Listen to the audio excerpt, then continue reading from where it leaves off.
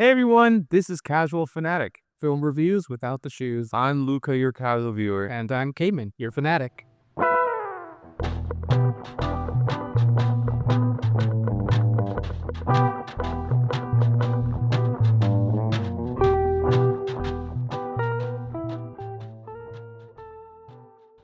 All right. Good. Hope the viewers are doing well. Yeah, you're doing well, Cayman. I know we've been hanging out for I don't know, like the last hour and a half, 2 hours. Went on disc golfing. Hell yeah, we did. We were trying to play an 18 hole, but both Cayman and I didn't plan well. And that's due in part because it was snowy on the course, and I didn't wear proper shoes. I also did not wear proper shoes. And after the 9 holes, we were thirsty. So we called it quits. It's thirsty and cold. Got really windy toward the end there. Yeah.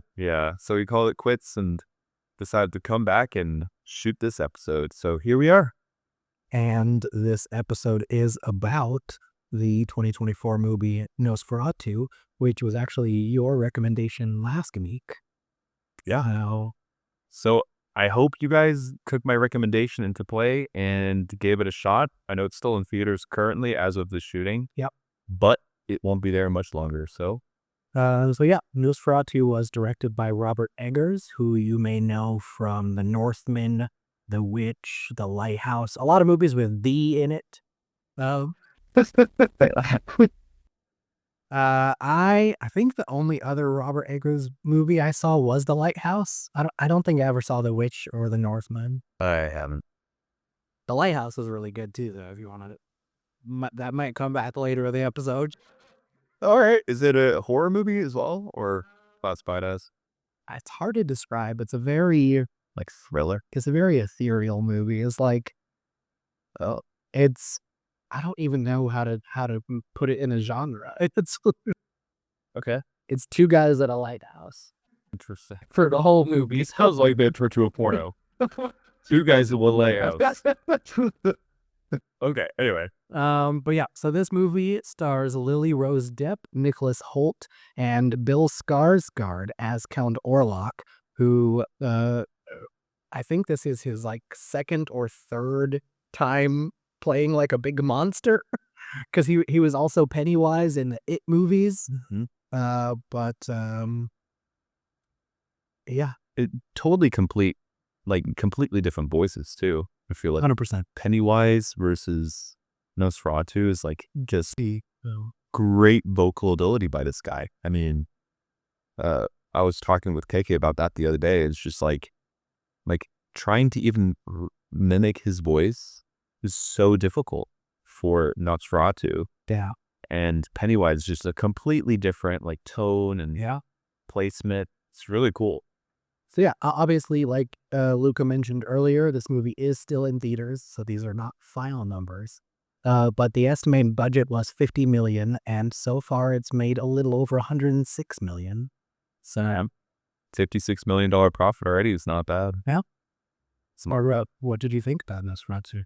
Overall, I thought it was a pretty fun movie to watch, I would say.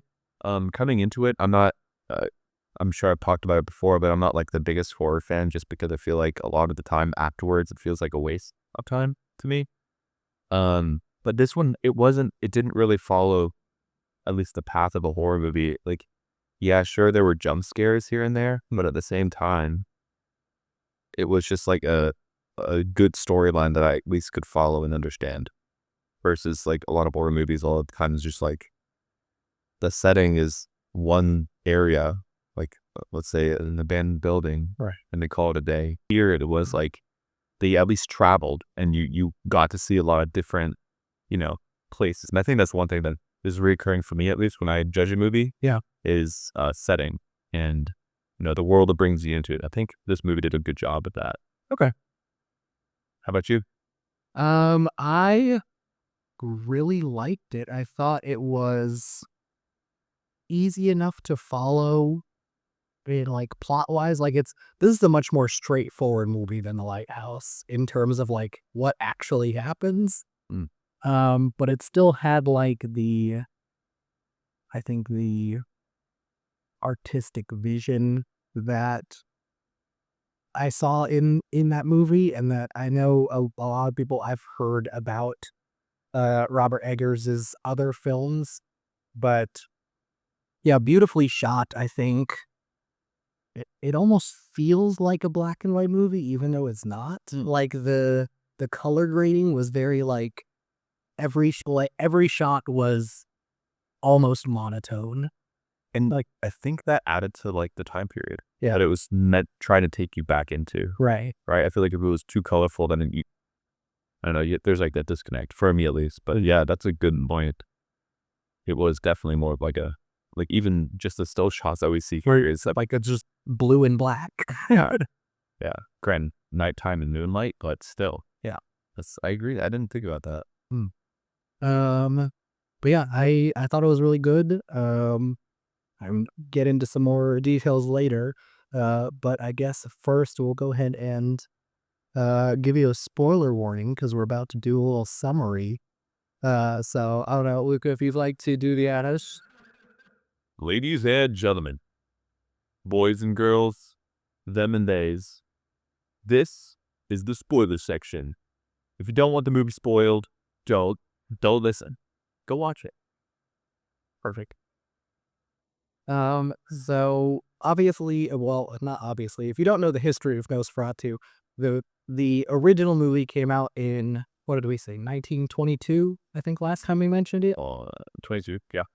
And it was basically some German filmmaker wanted to make a Dracula movie, but didn't want to bother to get the rights to it because it's a genius. So he just like took all the characters and changed their names and like did some little tweaks here and there. And he's like, it's different enough. That didn't end up working out for them. I want to say Bram Stoker's widow ended up suing the people who made the original movie and forced them to destroy every copy. So Wait, is that movie not around anymore then? it is because like bits and pieces survived. So like that's one of the things is any full version of the 1922 film that you see is most likely pieced together from like someone had this part of the movie, another person had this part of the movie, and eventually they just like stuck them together. That's crazy. So rather than paying, whatever royalty and just finishing off the lawsuit, they elected to just destroy it? There was a reason why.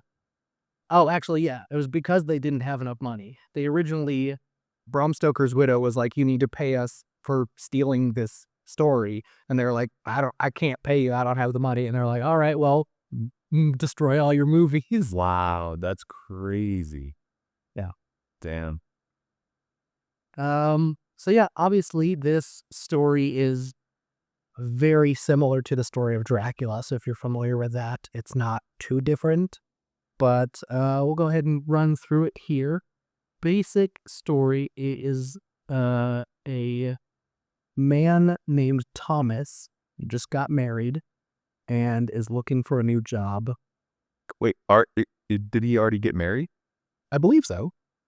For some reason, I think he married. You think they were just engaged? I don't know. I thought they were just engaged, and then he was gonna come back and then get married. But maybe I'm wrong. That's at least how I saw it. But I could be wrong. I don't remember that well. Don't matter. Married. Let's just go with that one. But looking for a new job to help, like make his fiance slash wife happy. And I guess it's like a real estate agency. Yeah. The boss there is like, we have someone looking to buy a place here in town. Which town is, I believe it's called Visburg, is the city, is a fictional town in Germany. And the boss is like, we have someone trying to buy a place here in town. If you sell this house to him, we'll give you the job. Which is like, I don't know how interviews worked back then. Seems wild to make someone do the job before giving them the job. True. If you succeed with this task, you got the job. I forget why. There's some reason why, because I think Thomas is like, well, why can't he sign the papers when he gets here? Yeah. And then they're like, no, you have to go there. Yeah.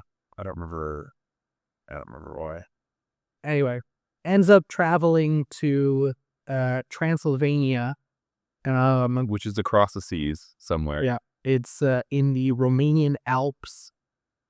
Runs across some Romani people, sees them doing some weird shit, gets to the castle of Count Orlok. Really weird shit, by the way. We'll get to that. Sorry, I forgot we're doing sorry.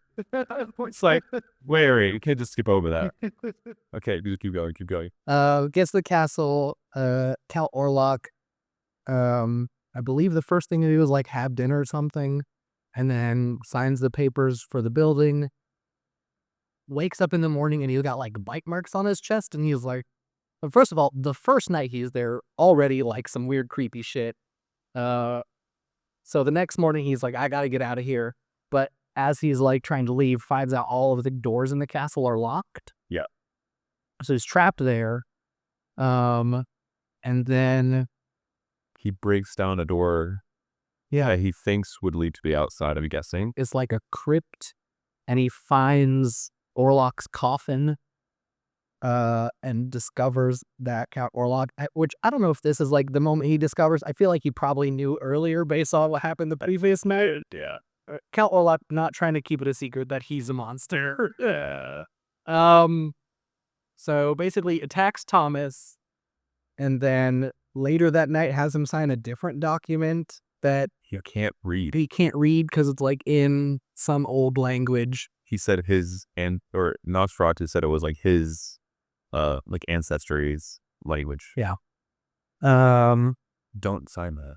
Yeah, don't sign things you can't read. Unbelievable. Wakes up the following morning and like immediately gets attacked by wolves. So he like jumps out the window into a river, washes up on a shore where like a nun or something finds him, takes him back to a church where he heals up for a little bit, and then goes back to Germany. Meanwhile, what is the woman's name? Ellen, right? I think it's Ellen. We can check. I don't know who I am. Yeah, Ellen. Okay. Meanwhile, Ellen is like having like she's sleepwalking and having nightmares and all of this stuff. And basically they're like, what the fuck is wrong? Eventually the doctor is like, I know this guy who can maybe help us, but just so you know, he like got laughed out of the university he was working at because he's a big fan of like the occult and like not strictly scientific stuff. Yeah. And so it's like, I think he can help us, but also I'm just warning you, he's a bit kooky. So he comes and basically tells them that she's like being possessed or something. And of course, no one wants to believe that at first, but then some weird shit starts happening. Orlok also managed to get back to Visburg Somehow. on a boat. Well, we never see him on the boat though. Yeah, we do. Oh wait, Orlok, we do. Yeah. Sorry, I was thinking about Thomas. Yeah, Thomas, I think, rides a horse all the way back. Somehow. So basically, Orlok gets back and brings like a bunch of rats with him that spread a plague throughout the city. And so like a bunch of people start getting sick, which sort of like helps to hide the fact that he is like starting to like eat people. Because he ends up killing, we haven't mentioned these characters because they're not really super vital to the plot, but Yeah. Ellen and Thomas are staying with their friend, and his wife and his 2 daughters are killed by Orlok.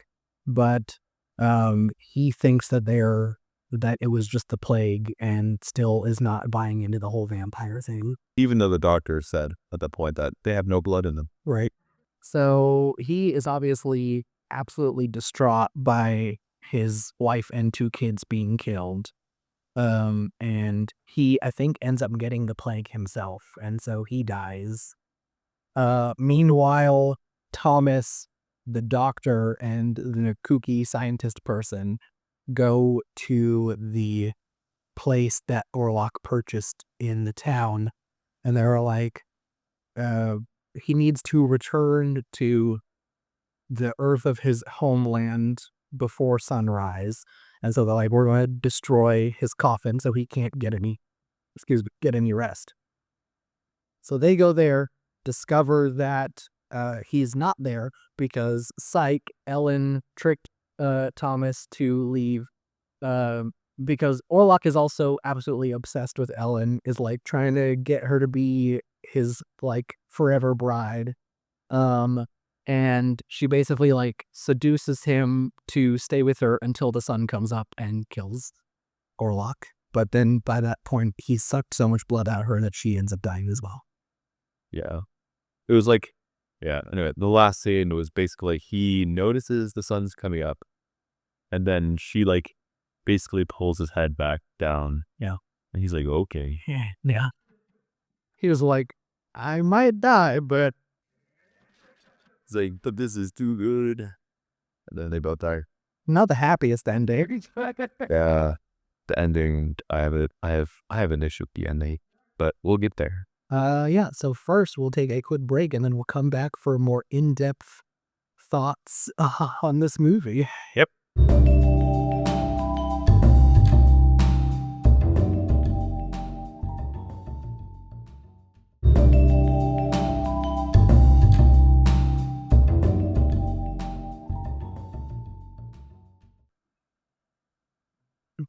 That was us being on break. Yeah, we're back.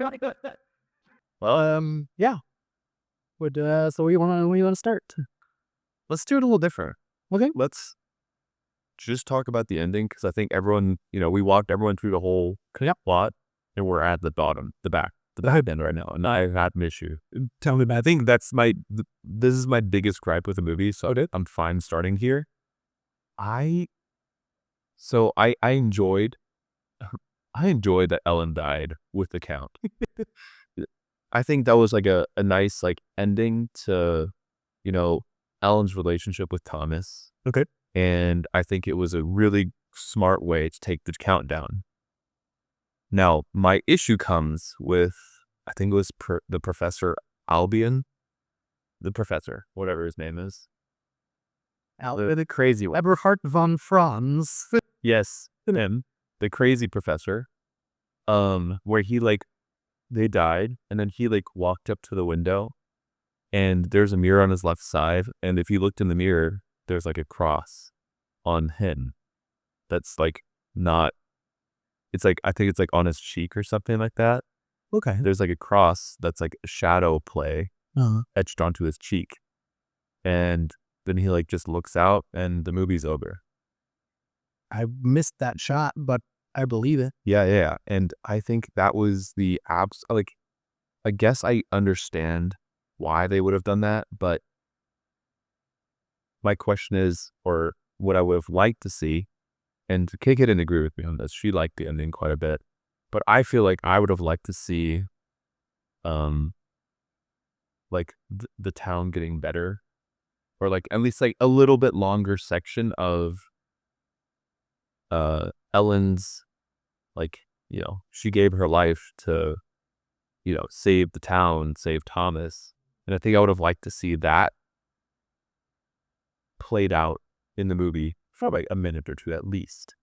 I mean, it didn't really spend a whole lot of time showing the other townsfolk in general. I think there was like one shot of like Ellen's looking out the window and you can like see people walking with coffins down the street. Yeah. But like, what do they do with the Count's body? Or what do they do with the Ellen's body? Or like, do they have to burn? Probably burn them. Right. Like, I'm sure you're not going to put the Count with the other people. I don't know. Like, there's just something that I wanted to see at the end after the death. Okay. Or just end with the death and then cut to black. Don't show the professor walking to the window, staring out of the window, and then like in like the mirror on the left side, you can see like cross in the states, and then it ends. I don't know. I had some type of an issue with that one scene. And yeah, maybe I can pull it up here, but what did you think about the ending? Ending wise, I think, like I said, I must have missed that shot with the professor. But as far as the whole Ellen and Orlok dying, I think that ties into the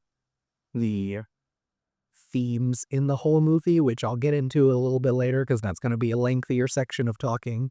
But another thing that you brought up, with speaking of shadow play, is I think the use of light and shadow throughout this movie was being very high level. I think I agree. there was like a lot of like very, not even necessarily high contrast shots, but just like the things that are lit and the things that are in darkness are all very intentional. Yeah. Um, and there are like so many shots where like half of someone's face is lit, or like uh Orlok, for the first like 30 minutes of him being in the movie, you never really get a clear look at him. Like he's always kind of in the shadows a little bit. Um, I think up until the point when Thomas like finds his coffin and takes the cover off is the first time you like fully see what he looks like. Yeah, that's true. Yeah. Which, speaking of, you do get to see his dong. You do? Yeah, I missed it. vampire dong. Was you packing or what are we talking here? That was modest. Nice. Good for him. Um, Wow. I totally missed that. oh, but yeah, so loved the shadow play throughout the movie. Especially there are a lot of, and that goes back to the original movie because there are a lot of shots like that as well, where like one of the most famous shots from the original movie is you see the shadow of Orlok going up some stairs, but you don't actually see Orlok. So like, They use that in this movie quite a bit too. yeah, Just the shadow play with like the hand, right. like reaching across. Yeah, or like there's even, I didn't notice this until my second viewing, but when Thomas is being chased by Orlok, he like runs out of the crypt, closes the door, and then you see Orlok's shadow come up from behind him and like sort of hypnotize him to open the door again. So it's like you see his shadow on this side, and then Thomas opens the door, and then the real Orlok is on the other side of the door. Oh shit. That's why he opened the door again. Yeah. I was wondering. I was like, huh? And then he was just like standing there like, hello. Oh, also, speaking of Bill Skarsgård's performance, the whole like, I don't know, the like deep raspy breaths, it looks so creepy. So good. They were so good. I know, and I don't know how. I'd be interested to hear your thoughts on this because I've heard a lot of people apparently were thrown off by the mustache. People thought he didn't look scary because of this mustache. Huh. That's interesting. I can see that. I can see that being an issue for people. But at the same time, unfortunately, I couldn't find the last scene image. Anyway, but I don't know. Kiki also said that he wasn't scary looking enough, but I said like if they would have done anything more to him, like as we're just talking about his mustache currently. No, I didn't have an issue with it. I think it like made it seem like believable that Thomas for a little time being was confused Yeah. as to what was really going on here versus like the Count really just like looking crazy. Yeah. You know, I think it was like the Count Orlok, he looked believable enough to where like at least in facial wise it was very, it was possible. I know. Yeah, I know. Robert Eggers is a big like history buff, and so he tries to do a lot of like, he doesn't do, even when he's doing something that is inherently fantastical, he tries to tie it back to something real. And so like I think in this case, I was watching an interview where he was talking about like it, like in actual like old folklore tales of vampires, like they really are like just undead people. And so like that's why is like Orlok has a bunch of like missing pieces of skin and like wounds all over him, and is like, if he's literally just a dead Transylvanian guy, like this is what he would look like. Because most people, like just as a cultural thing in that area of the world, like people have facial hair if they can grow facial hair. Right. Right. Yeah. Yeah. That's a good point. What did you think about his look overall? I Because I guess you get the best look at him at least from behind at the very end. At the very would be like and I think that it's a little different at the end because he's like more because the sun has fucked him up so much. He works a little weaker versus like earlier scenes. Because I know like if I'm remembering correctly, I think in the last shot like his arms and legs are like very like almost down to the bone. Yeah, his legs are really skinny. Yeah, but I think earlier in the movie it's not like that, and I think that's because he has like Well, I never saw his legs. there was the one scene when Thomas was at the castle and he's like practically dry humping him because he like tackles him onto the floor and you see it's like 5 seconds of him just like sucking on Thomas's chest. Oh, right. He was like Yeah. arching his back at cat. Damn, I don't remember exactly what his body looked like, but yeah, I guess I didn't notice that he looked weak then. So, I mean, you thought it was pretty good? Yeah, I think it worked as far as like obviously it's a very different interpretation than the other Nosferatu movies or any of the Dracula films. Right. But also like very intentionally different because I feel like especially if you go to like the Bela Lugosi interpretation of Dracula is very handsome and Mm. like a proper gentleman kind of a thing. And I think that's the interpretation that a lot of people go with when they're telling a Dracula story is like slicked back hair, looking very prim and proper. And it's like this guy was just like a fucking ghoul. Right. Right. Right. One thing that I also didn't notice about him was like his teeth.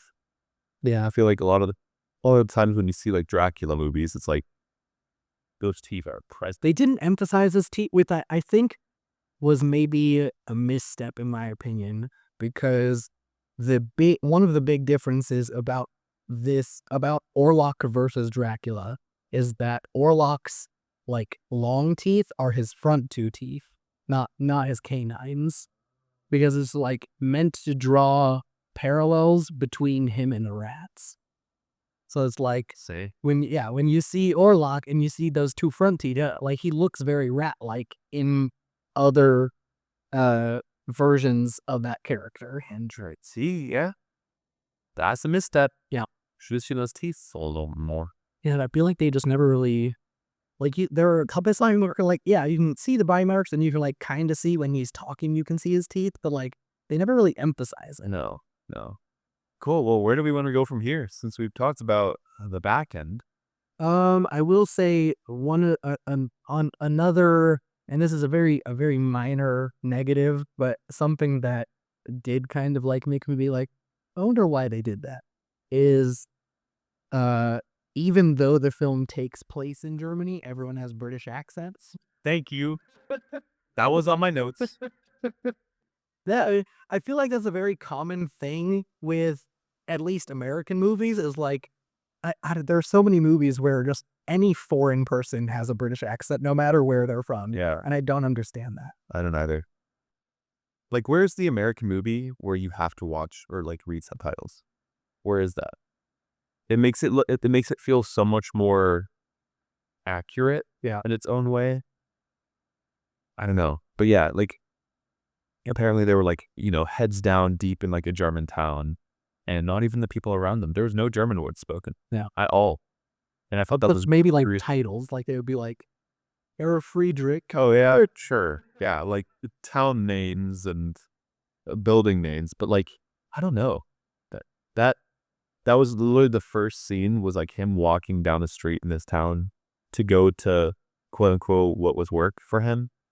And it was all English. Yep. British English. And I was like, okay, well, guess we don't need to speak German and live in a German town way back when, but Yeah, and I feel like you can get away with the language difference because obviously this movie was made by English speakers for English speakers, but like at least get the accent right. yeah, you can have a German accent. I don't. Maybe they thought it like would sound too silly. I don't know, because I know they did that in if you've seen the Chernobyl series as well, which I believe I've wrecked before. You were last week, I think. I don't think it was last week, but it would have been back when I watched Chernobyl. But obviously that takes place in Ukraine and Russia, so like you'd expect a Eastern European accent. All of those people have British accents as well, because and I think I was I don't remember if I watched an interview or read an interview, but the people were talking about how they felt like forcing the actors to do an accent uh made it so they weren't able to express the emotions as much, so they just let everyone use their normal accent so that you focused more on what was happening versus being distracted by the accent. Okay, well then question, why don't you just cast I don't know. a different group of people out of the second language as German or the first language? There's plenty of really good German actors out there that know English Tell them. and have a really good German English accent because it's literally just their English. Yeah. I don't know. Yeah, and I feel like, I don't know, if this movie was written in German and just filmed in German and we were reading the subtitles, I'm pretty sure that a lot of moments would have sounded more harsh and scary just because of the German language. Well, and they did use, speaking of subtitles, because 90% of Orlok's lines are not in English. Mm. He was speaking, I think it's called Dacian, or it's like it's a dead language, but the an old language that they used to speak in Transylvania. So yeah, I don't know. Um, I think it also is just like partially, I think, a cultural thing. Like I think people in other countries are a lot more used to watching movies with subtitles. Yeah. I think Americans are not. I just don't want to read. I don't. I think it's just like it's not what. There's just so many American-made movies that they're not as. They don't run into it as often, and so when a foreign language movie comes along, it's like it doesn't appeal to as many people because they're not used to seeing it. Whereas like, Which is so funny because so many Americans like subtitles, even for things that are in English. oh no, Whatever, please, can we turn subtitles? But I'm like, dude, it's in your language. Dude, I subtitles. I'm like, are you reading along with it or? I try to avoid subtitles if I can be able to. I want to as well. Then They like subtitles. because I Like, feel like all right. there are some times where I'll mishear something and I'll have to rewind, and I'm like, I wouldn't have had to do that if I had subtitles. Sure. Also, I feel like when I have subtitles on, I end up just looking at the words instead of at what's happening. I agree. They are distracting. Yeah. They're right there where you don't want to look, but you have to look. Although I will say, when it comes to like when it comes to foreign stuff, I prefer subtitles in that case because I feel like subtitles are usually more accurate to the vibes than dubbing. Okay. Yeah. Like I just recently watched the second season of Squid Game, and I watched it in Korean with English subtitles rather than just watching the English version. Good, because I feel like the sound animatronics they use, like the spatial sound of the actors, Yeah. is much better in like them actually shooting it versus, like you said, a dubbed version, which just sounds more hollow. And I've had the same thing happen with German movies, where you just switch it, just try it out with any movie, anything you're watching, change your language to something else. Whereas English into dubbed French version, Yeah. and you'll hear like just how like flat it sounds. There's no depth anymore. I will say it always is a funny sort of like behind the scenes thing because when someone dubs themselves though, because I know that's happened on it, especially like when an actor is multilingual, they're like, well, I'll just do the version in the other language too. I mean, that'd be pretty cool. Yeah, and I know like Vin Diesel for the Guardians of the Galaxy movies, he dubbed Groot in like 30 languages. Words, because he just had to learn 3 words. Yeah, In all those layers, so you're like, fuck it, I'll do it. that's awesome. What did you think about the opening scene? Like the very beginning where it was like the graveyard and Before the like time skip thing. yeah. I thought it set the tone really well. Okay. I think, It didn't confuse you at all? I mean, I didn't immediately understand the context, but like, I got it. Okay. And then like she explained it later, so I was like, no, okay. That's fair. Because it was her dream, right? It was a memory. Or a memory? Yeah.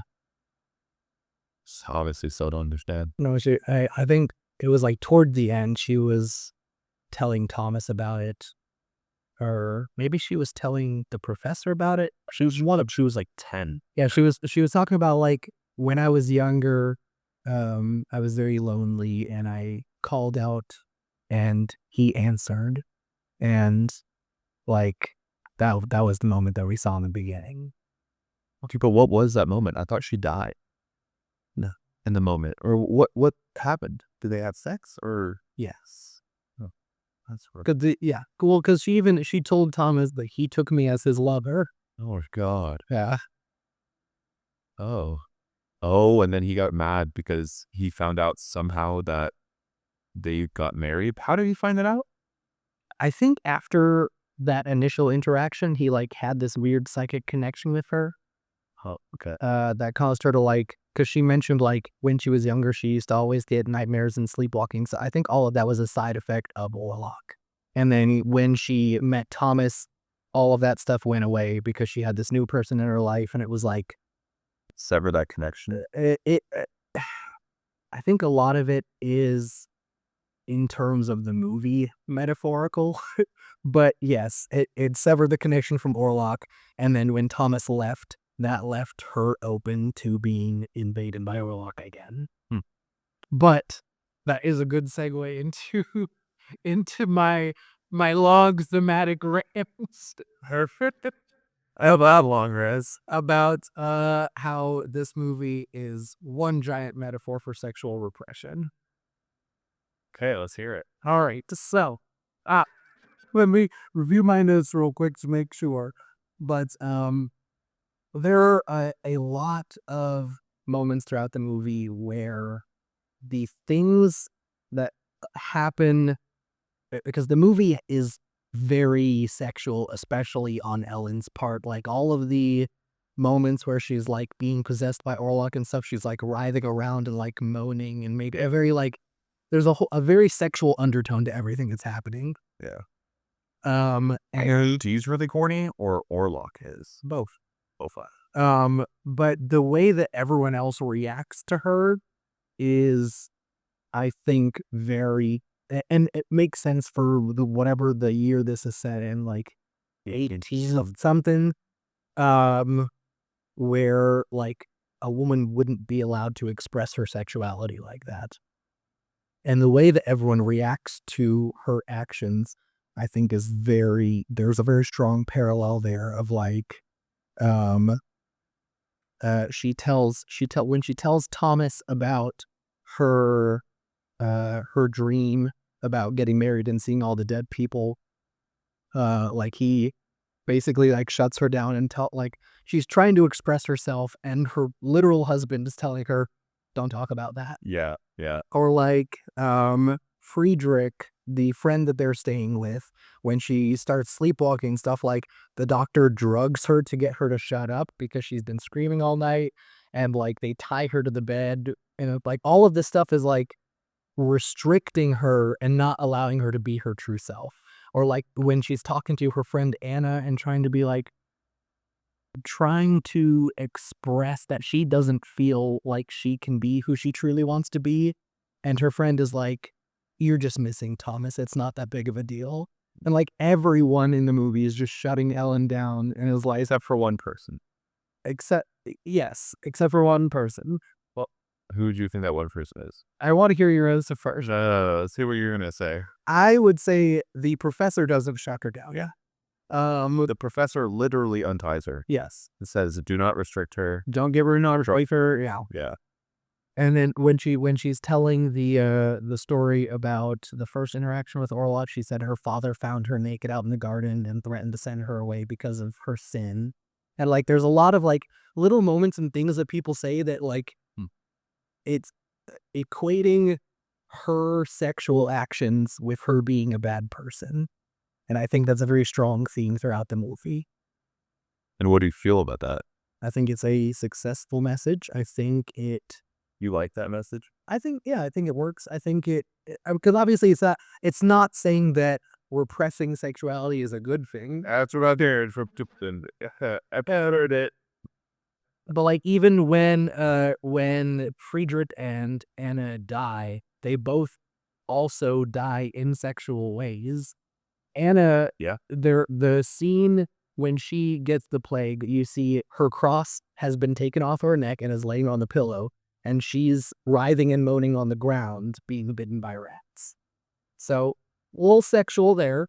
And then when Friedrich dies, they find his body in his wife's coffin with her legs wrapped around him, which, like, first of all, kind of hints at necrophilia. But Wait, say that again?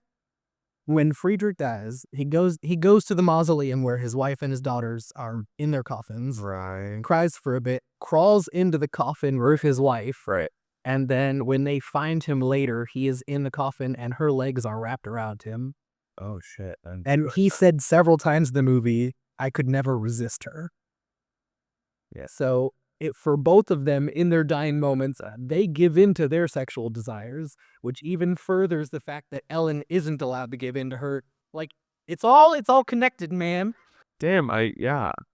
That scene with like him crawling into the casket was definitely a weird one for me to watch. I was like, this is getting a little weird. Yeah. A little weird. He like picks up her dead body and starts making out with her. You're like, I knew I exactly don't know about this. where it was going. Yeah. The hardest moment for me was watching Orlok fucking just drop those kids after killing them. I was like, holy shit. Again, shadow play too. Because you had the backlit of the window. Yeah, like it's just silhouette. It's like silhouettes, and he's like, the kids are just like, He just like has one girl each arm and he's like sucking the other bundle, goes, Foof. And I was like, "Ah!" yeah. Speaking of girls, the women and men casted in this movie were so strong. Yeah. I feel like the acting really did elevate the movie to a really good height. I feel like Ellen played it really well. The Count played it really well, and Thomas did too. I mean, even the professor. I don't know. I can't think of like a bad actor. And this is another thing. I know a lot of people also didn't like Lily Rose Depp's performance. Really, Yeah, I thought it was pretty good. I liked it. I think she did well with all of the violent convulsions, and like she played it in a way where you could see like the mixture of like being painful but also being a little bit pleasurable. Yeah. It was like I don't know. I think being able to act like you're being hurt and possessed, but also like on the verge of orgasm is like that's a difficult thing to pull off. True. And I think she did it. Yeah, I think she did it really well. Or even when she was being quote unquote possessed. Yeah. Like when the doctor laid her, or the professor laid her off the drugs, and it was, she's having the convulsions, and then all of a sudden she was like talking in like that different voice. Like that's pretty fucking solid for you to just switch and then have again those like convulsions and then be yourself again. Yeah. I don't know. I think she played that really well. But yeah, I think her story was that she was looking for a companion, and Orlok reached out, and that's why because you see when she's in the garden, like it starts off very like sexual happy, and then Orlok reveals himself and is like choking her, and that's when she screamed, and it's like, and she realized, hey, this is maybe not a good thing. Wait, which part were you talking about? In the very, very beginning. Oh. Yeah, again, I didn't quite understand what was going on there. So that was happening, and then he didn't kill her? Or, like, I could have totally sworn that he was going to kill her. Because I thought he bit her, and then to become vampire, you have to die. I don't know if they ever really explain the rules that in depth in this movie. No, yeah, but I guess I'm just putting in what I know about it into the cast. And so for some reason, I thought that the very end of the movie was the start. Should have written that down. It's okay. Last thing that I wanted to mention, because I don't think we've talked about him yet, is Knock, who is the boss man real estate that he turns out to be like a crazy person who is helping Orlok. Yeah. What do you think about it?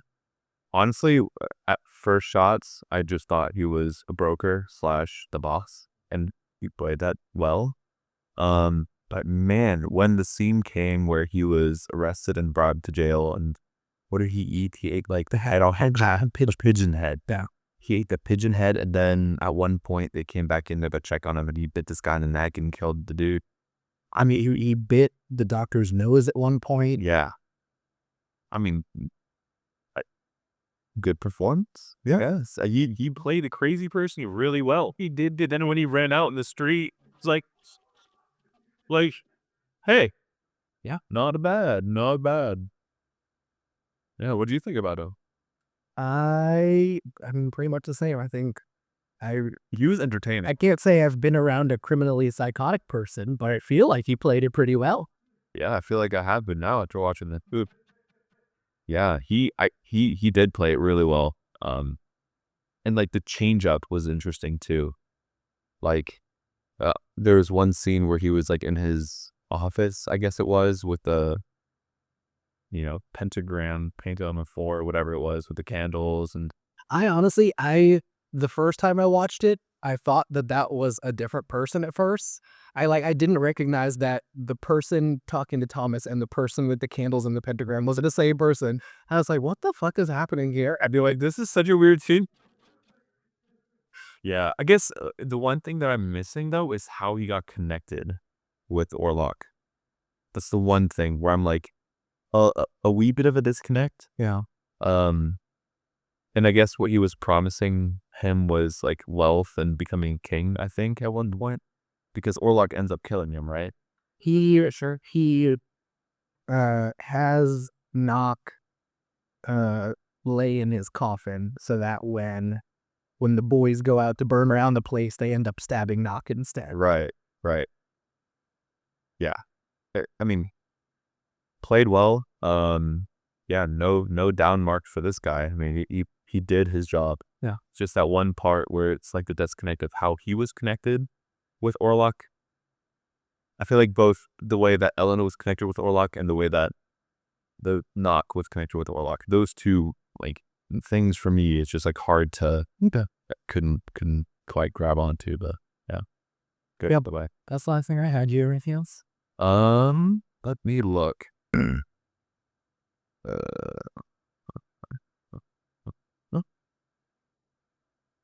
I just said love the creepy body shape of the vampire because like when we saw the back and at the very end, Yeah.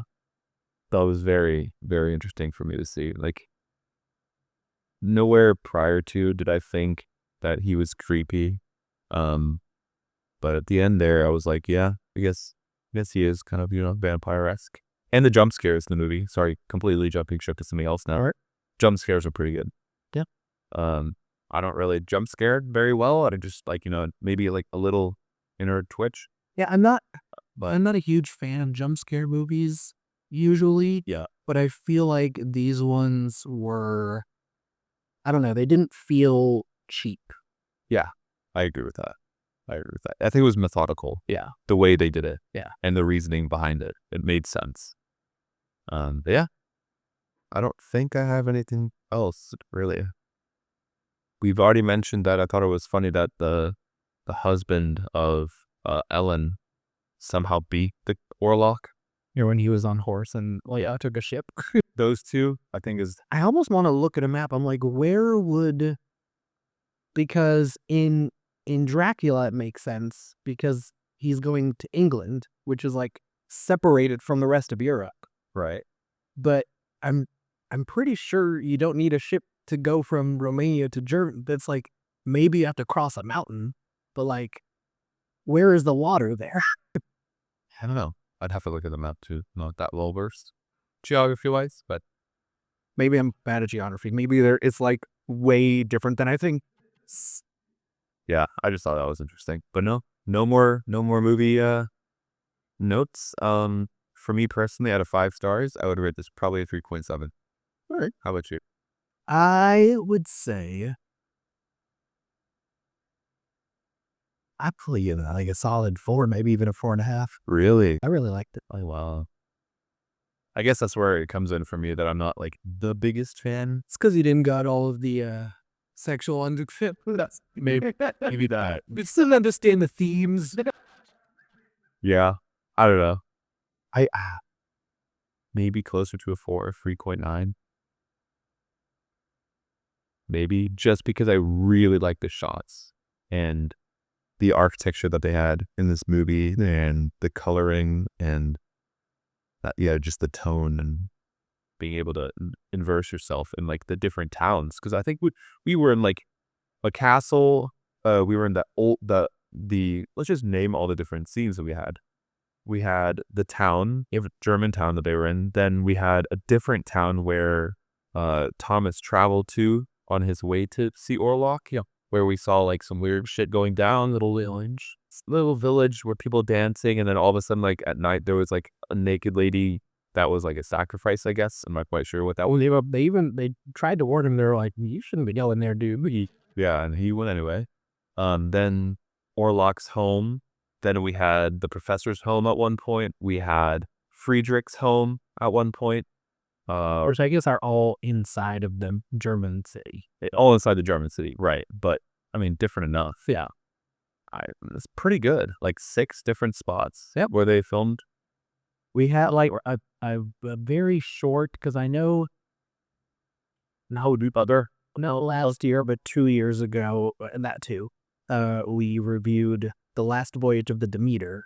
Yeah. And obviously, I don't think the ship in this one is named Demeter because they've changed all the names of everything. No, but the ship was another location. But the ship was another location, and we spent only like 5 minutes there. But I mean, it was like a very quick rundown of the same thing where it's like the captain's like, we got to keep going. They're like, almost everyone's dead. Bro, he blew out blower, and then the guy goes down there trying to like figure out what's going on. Something evil's down there, opens the crate, and that was a really good scene, by the way, because you can see him in the background. See him in the fucking background, just like standing there, and then like turns and kills the guy. Yeah. Anyway, yeah, okay. I'll give it a 4. 3.94. All right, 2.95. But yeah. All right. Well, then let's move on to trivia. Do it. Bill Skarsgård, who played Count Orlok, trained with an opera coach to lower his voice an entire octave to make the voice of Count Orlok as deep as possible. Wow. So, you mentioned that deep voice earlier. I did. He put a lot of work into that. That's awesome. There are ways to do that, by the way. You can warm down. I had to do that when I was singing. The castle scenes were filmed in the Pernstein Castle in the Czech Republic. Might be butchering that name, but it is the same location that was used for the Werner Herzog Nosferatu film. Oh, 1979. That's pretty cool. The word Nosferatu is of uncertain origin. The first usage is from a German article on vampires from 1865, where the writer Wilhelm Schmidt claims that the word is Romanian, but the word has no meaning in that language. So either he was lying or heard it from somewhere else and thought it was Romanian, or who knows. But no one knows where that word came from. Some dude just made it up one day and it's stuck. I mean, yeah, that's how. Robert Eggers, the director, credits SpongeBob SquarePants with introducing younger audiences to Nosferatu, and I would agree with it. Wait, what? How much SpongeBob have you watched? Quite a bit. I don't remember there being a vampire spot. There is. It's in the episode. Do you remember the episode with the hash-slinging slasher? No. Classic SpongeBob episode. There's a vampire in SpongeBob? Yeah, let me show you. Okay, well maybe once I see this I'll understand. Which, granted, the vampire's name is Orlok, not Nosferatu, but... Oh, I remember that. Yeah. Oh my god. I do remember that. Yep. Wow. So for people of our generation, that's probably the first time you saw Count Orlok. That's hilarious. Well, how would they put him in there, though? This is funny. What the That's such a strange reference for SpongeBob to throw their show. Animated characters, and all of a sudden it's like a vampire in the old movie. Black and white. Flickering lights. After filming wrapped, you said you didn't see it earlier, but director Robert Eggers got the prosthetic penis that Bill Skarsgård had framed and sent it to Nicholas Hoult as a gift. You're kidding. I need to look that up. If you can't find it, I can pull up the movie when we're done. Yeah, you can just keep going. I'll find it, I'm sure. And our last piece of trivia. While in Transylvania, you've referenced this scene a couple times, but Thomas sees a band of Romani people using a young woman to lead them to the grave of a vampire. This is based on actual historical folklore that states that a horse being ridden by a virgin will not step on a vampire's grave. Huh. It did it? Yeah. So that's how they found it. 'Cause they take the horse with the lady on it to the graveyard, and then the horse stops and refuses to walk any further. And they're like, okay, that means this grave is a vampire. What in the world? Wow. Oh, okay. So she didn't die? That woman on the horse? No. Okay. See, I thought because they just opened the coffin and stabbed her. Me. That's fair. Right. For some reason, I thought like she was sacrificed. That's what I thought it turned out as well. Or like giving sacrifices so that they don't get attacked and killed. Nope, they're just killing a different vampire. Wow. Well, that's a good way to do it. Yep. Very cool. And so that leads us to Get Wrecked. Yeah. Was your recommendation for this week? Oh, let me rack my brains. See, mine was actually going to be the sparkling water that I drank in the car earlier. That's why I brought it, but I really wanted to drink it, so I had already drank it. Kirkland Signature. Kirkland Signature sparkling water from Costco. But I can think of something else, potentially. I also was not prepared. What did I said something at the beginning that I was like, I'll probably use that as my rec. I don't remember. Did you say that to me? I was in the very beginning. I was like, that might come back later. It is because I was like, I should use that. I don't remember. Oh, I've got a good one. For those of you that have Apple TV or are willing to get it or are willing to be a bit more sketchy about finding shows, season 2 of Severance is about to come out. I think at one point previously I may have used Severance as a recommendation, but also maybe I didn't because, well, like I said, we barely had any episodes last year. But I watched the first season last year, really good, and I'm excited for the second season to come out. So watch Severance. Sweet. And I have a different recommendation, besides the sparkling water that's really nice and from Italy, by the way. It's a game that you can get on the Switch or play it on your PC. It's called Pummel Party. It's a really fun game that you can play with friends and family at home, at drinking parties or get-togethers. It's really fun. On the Switch, and it's a drinking game? Well, no, it's not a drinking game, but it's a fun game to pull up while you're drinking. I see. It's like one of those. It's just really fun. It's a really fun game, and I think they're releasing it on the Switch here soon. By type of game, I'm not like a battle royale kind of a thing. no, it's like each person is like, let's say there's 4 people and there's like a map, and you basically just you try to like grab each other and punch each other off the map. Okay, It's so it's similar to like, I don't know if you ever played Fall Guys, kind of like that, but not. but not like an obstacle course. Yeah, not like an obstacle course. And I think it's like there's different power-ups that you can get. So here, like one you can punch, one shoots, I guess. I don't know. But map. Maybe I need to type in map with that. Fall Guys is another good game if y'all want to play that. That's also true. It's free. Fall Guys was free. Oh, no, I was thinking, I think it's part of, so there's mini games within Pummel Party. Okay. It's kind of like Mario Party, but different. It's more like gory. Okay. Pummel Party is. Gungeon and Mario Kart. Yeah. So if you know Mario Party, Pummel Party is just more R-rated, I guess. I like using Mario Party. Yeah. This is just more R-rated. Correct. A mini game is there is in the game where you just fight each other and whatever. But it's pretty cool. Well, with that said, if you enjoyed this episode, please be sure to subscribe and tell your friends and family about us. If you're watching us on YouTube, give us a thumbs up and hit the bell icon. You can also follow us on Twitter and Instagram at CashFamPod. If you want to send us a message, you can DM us, leave us a YouTube comment, or send an email to casualfanaticpodcast@gmail.com. Links for all of those things will be in the description. Luca, do you want to tell them what kind of message they can send us? Absolutely. You guys can send us anything from recommendations to movies you would like us to review, which is the point. So let us know. Movies, shows, practically anything you want us to look at, or if you have your own opinions of movies that we watched, or if there's something that we may have missed that you think would be fun for other viewers to listen to, let us know. You can also let us know if there's things in our podcast that you enjoy, things that we should add, or things that you think we could improve upon. We're always open to suggestions. And on that note, this has been Casual Fanatic. Thanks for listening. Thanks for listening.